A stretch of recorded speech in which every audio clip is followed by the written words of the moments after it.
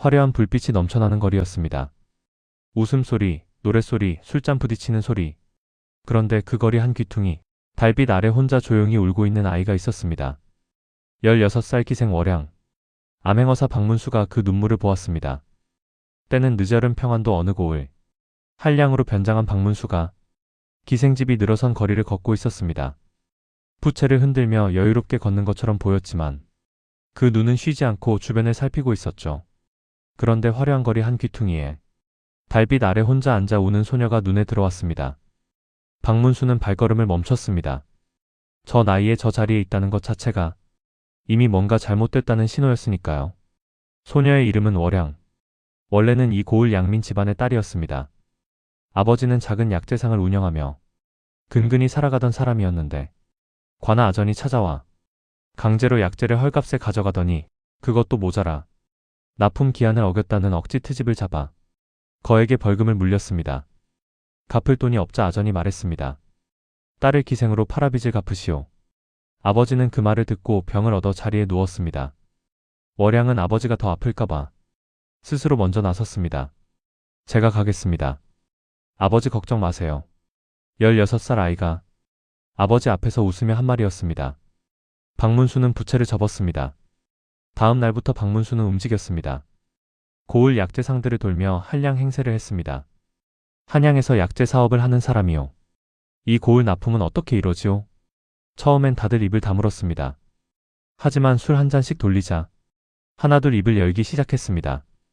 아전 놈들이 시세 반값으로 가져가오. 거절하면 트집 잡아 벌금을 물리니 어쩔 수가 없소. 한두 집이 아니오. 이 고을 약재상 12집이 전부 그 꼴이오. 박문수는 피해 약재상들의 이름과 피해 금액을 하나하나 머릿속에 새겼습니다. 그런데 이것만으론 부족했습니다. 사또와 아전을 직접 연결할 증거가 필요했습니다. 박문수는 며칠을 기다렸습니다. 그러다 관아 아전 하나가 밤마다 허름한 주막을 혼자 찾는다는 것을 알았습니다. 그리고 그 아전 품속에 항상 작은 장부를 넣고 다녔습니다. 박문수는 주막 주인에게 조용히 부탁했습니다. 저 아전이 오늘 밤 술에 취해 잠들거든 장부를 잠깐만 보여주시오. 주막 주인은 고개를 저었습니다. 박문수는 눈을 바라보며 말했습니다. 월양이 아버지 약재상도 당했지요? 주막 주인의 눈빛이 흔들렸습니다. 그날 밤 아전이 술에 취해 잠들자 주막 주인이 장부를 내밀었습니다. 장부를 펼친 박문수의 눈이 커졌습니다.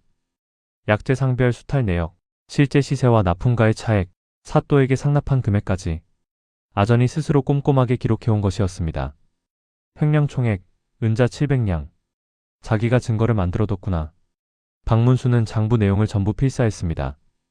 그날 밤 박문수는 월양이 있는 기생집으로 향했습니다. 한량 행세를 하며 월양에게 노래를 청했습니다. 월양은 눈물을 감추고 단정히 앉아 노래를 불렀습니다. 슬프도록 맑은 목소리였습니다. 노래가 끝나자 박문수가 조용히 말했습니다. 그 노래 슬프구나. 하지만 이제 마지막으로 슬프게 불러도 된다. 월양이 고개를 들었습니다. 박문수의 눈빛은 한량이 아니었습니다. 따뜻하면서도 단호한 어른의 눈빛이었습니다. 내일 아침 아버지 약재상 문을 열어두시오. 월양은 무슨 말인지 몰랐지만 그 눈빛을 보고 처음으로 느꼈습니다. 누군가 자신의 편이 생겼다는 것을. 다음 날 새벽 관아 앞에 사람들이 하나둘 모여들었습니다. 박문수가 마패를 높이 들었습니다. 암행어사 출두요. 사또 윤씨와 아전들이 끌려 나왔습니다. 박문수는 필사한 장부를 펼치며 죄목을 차례로 읽어내려갔습니다. 관아 아전이 약재상 12집에서 강제로 약재를 헐값에 빼앗은 죄, 납품 기한의 빌미로 부당하게 벌금을 물린 죄, 사또가 이를 묵인하고 이익을 나눈 죄. 아전은 자신이 쓴 장부가 증거로 나오자 온몸에 힘이 빠져 그 자리에 주저앉았습니다. 사또의 얼굴은 흑빛이었습니다. 박문수의 판결은 명쾌했습니다. 사또 윤씨는 즉시 파직하고 한양으로 압송할 것. 아전은 횡령액 은자 700냥을 전액 피해 약재상들에게 배상할 것. 월양 아버지의 빚은 전액 무효로 한다. 월양은 즉시 기생 신분에서 해방하여 양민으로 복귀시킬 것. 그리고 박문수는 월양을 바라보며 말했습니다. 내가 아버지를 위해 한 일은 이 고을 누구도 잊지 못할 것이다. 하지만 앞으로는 내 자신을 위해 살아라. 월양은 고개를 숙였습니다. 어깨가 떨렸습니다. 이번엔 슬픔이 아니라 오랫동안 참아온 안도의 눈물이었습니다. 그로부터 2달 뒤, 월양 아버지의 약재상이 다시 문을 열었습니다. 아직 몸이 완전히 낫지 않은 아버지가 딸의 부축을 받으며 문 앞에 섰습니다. 마을 사람들이 하나둘 모여들었습니다. 축하 인사 대신 조용히 약재를 사갔습니다. 그게 이 마을 사람들의 방식이었습니다. 가게 앞엔 작은 화분 하나, 거기엔 달빛을 닮은 하얀 꽃이 피어 있었습니다. 마을 사람들은 그 꽃을 불렀습니다. 월향화. 박문수는 훗날 그 이야기를 전해 듣고 조용히 말했다고 합니다. 꽃은 꺾이지 않으면 반드시 핀다. 달빛 아래 울던 16살 소녀는 이제 더 이상 혼자가 아니었습니다. 그리고 박문수는 오늘도 어딘가에 달빛 아래 울고 있을 누군가를 찾아 발걸음을 옮기고 있었습니다.